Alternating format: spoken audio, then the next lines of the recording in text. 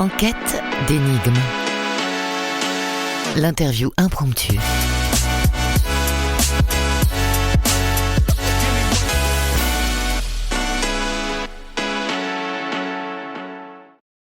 Bonjour Aymeric, bienvenue dans cette interview impromptue. Bonjour Alexis. Alors je ne sais rien de toi, mis à part que tu es né le 23 janvier 1978. Je vais te découvrir tout au long de cet épisode. Tu m'as donné 5 mots pour que je puisse préparer l'interview. Je vais les citer tout au long de notre voyage et on va construire l'interview ensemble si tu le veux bien. D'accord, avec grand plaisir. Ouais. Alors en premier mot, tu m'as donné créatif. Alors créatif parce que c'est ce qui me permet, c'est ce qui m'anime. J'ai besoin de créer, j'ai besoin de construire des choses. J'ai besoin de me provoquer des objectifs, pour me sentir exister. Je trouve pas les mots. Si je crée pas et si je me donne pas des objectifs, j'ai l'impression de ne servir à rien en fait. Donc c'est assez compliqué. J'ai besoin de provoquer des choses. En deuxième mot, tu m'as donné déterminé. Alors déterminé parce que j'aurais pu plus ou moins abandonner mon activité il y a bien longtemps.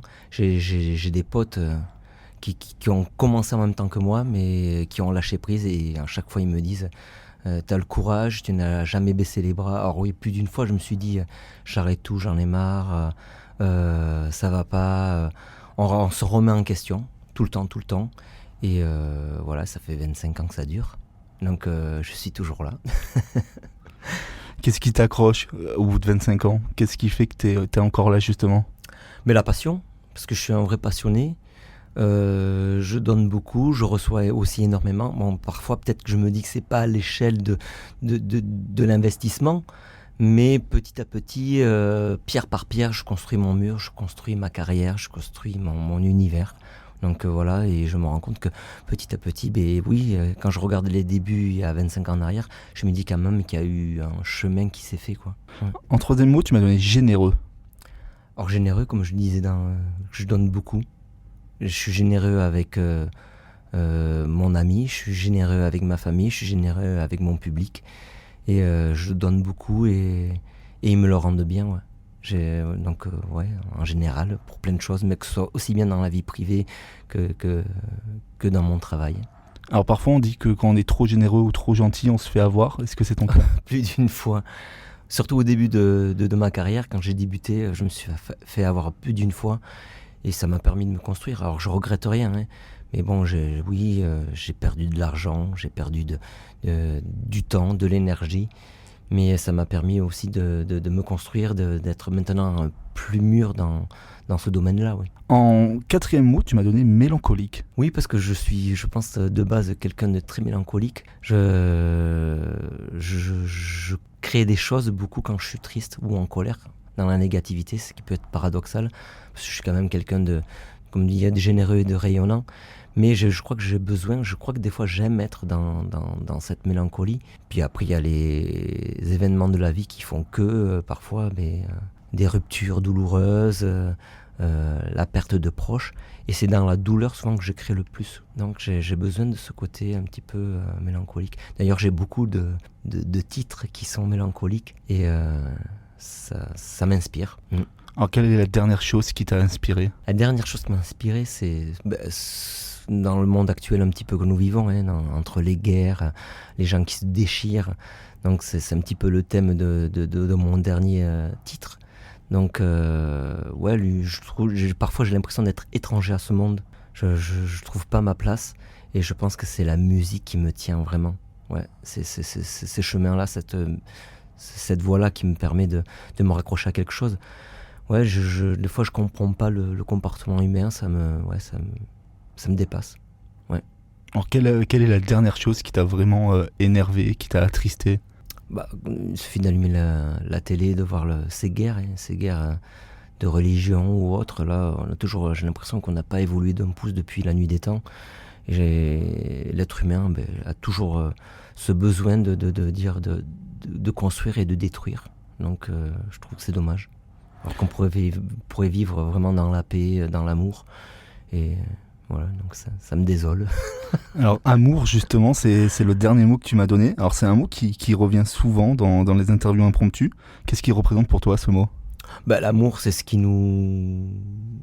On se raccroche beaucoup à ça, que ce soit dans l'amitié ou dans l'amour. Moi, j'ai rencontré l'amour il y a 8 ans avec mon conjoint et ça se passe très très bien. Et en fait, j'ai remarqué que j'étais un autre homme depuis que j'avais découvert ce qu'était le bonheur. Mais ça m'a permis aussi dans la douleur aussi, l'amour de faire la personne que je suis aujourd'hui et de créer aussi. Donc l'amour, ça nous anime tous les jours dans plein de domaines. Donc je crois qu'on ne peut pas vivre sans amour. Alors si on devait faire un résumé de ces 5 mots, qu'est-ce qu'il en sort ? Qu'est-ce qu'il en sort ? Vous me posez une colle là. Ce qu'il en sort, mais j'ai pas de mots, je trouve pas les mots en fait. Entre la créativité, l'amour, la générosité, ouais, ça pourrait être moi, Aymeric, ça représente la personne que je suis. Alors justement, qui tu es, Aymeric ? Alors je suis auteur, compositeur, interprète, et artiste, chanteur, donc voilà. Je fais découvrir mon travail ce soir sur Speed Radio. Alors ça fait combien de temps que tu es dans la musique ? Tu l'as dit, ça fait 25 ans ? 25 ans, alors j'ai fait ma première scène en 1994 et j'ai vraiment débuté en 97. J'ai rencontré mon premier producteur, Bruno Darrière, qui avait produit mon premier single. À l'époque, il y avait les CD de titres et ça s'était vendu à plus de 1000 exemplaires en Aquitaine en quelques semaines. Ça avait été un franc succès.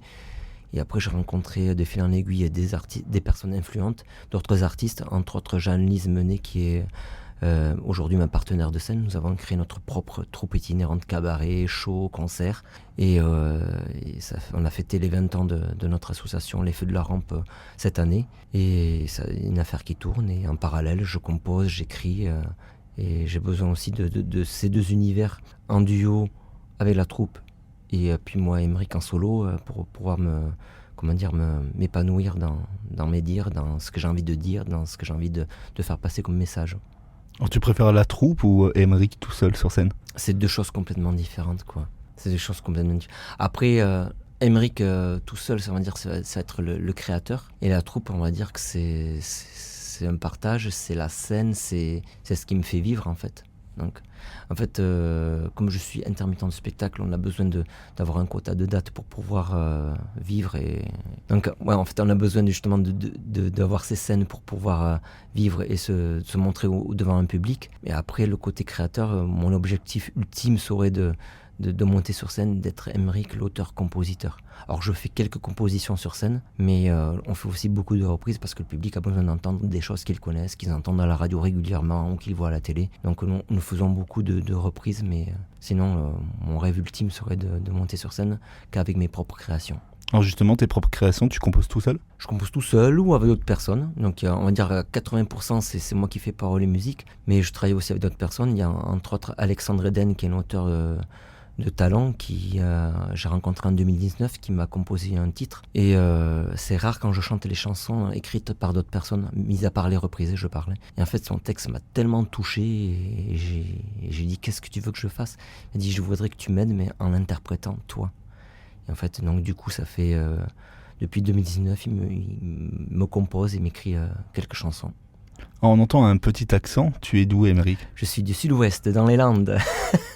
De Dax, plus exactement. Donc tu es venu sur Paris uniquement pour l'interview ou tu avais... Non, je suis venu parce que mon ami a une formation de coiffure sur Paris. Et je me suis dit, je vais contacter quelques médias de Paris pour éventuellement essayer pour l'utile à l'agréable et essayer peut-être me faire connaître sur la région parisienne, même si je suis déjà venu faire quelques scènes dans la région.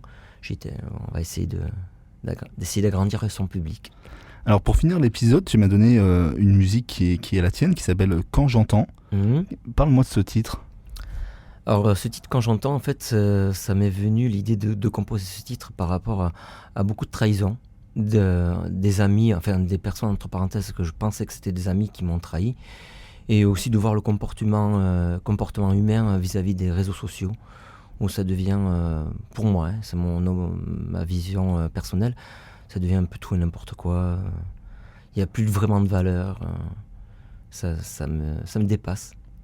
Donc j'avais envie d'écrire un petit peu sur la bêtise humaine, tout simplement. C'est un thème qui revient régulièrement dans mes idées, dans mes albums, dans mes singles. Donc, et j'avais voulu le faire vraiment cette fois-ci avec un peu plus d'humour, de légèreté.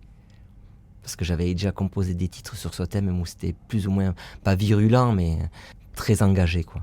Alors ce que je te propose, c'est qu'on se quitte avec ce titre, Quand j'entends. Merci Émeric Merci, d'avoir Alexis. été avec moi pour ce voyage. Mais c'est moi qui te remercie de m'avoir emmené dans ce voyage. À bientôt. À bientôt.